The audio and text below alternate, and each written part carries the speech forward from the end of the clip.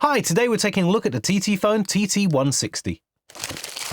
So here we have the TTfone TT160, which includes an optional free SIM card, but the SIM card is optional and the phone is unlocked to work on other networks. So inside the packaging, we have the phone itself, a USB charging cable, paperwork and a proper paper manual to get you started. You don't need to go trawling through websites to figure out how to get this thing working, and the battery for the phone. This model allows you to install 2 SIM cards, but you only have to install one if you'd like. For anyone who recognises the handset itself, you may recognise it from the popular Netflix show Fool Me Once, where it was featured heavily.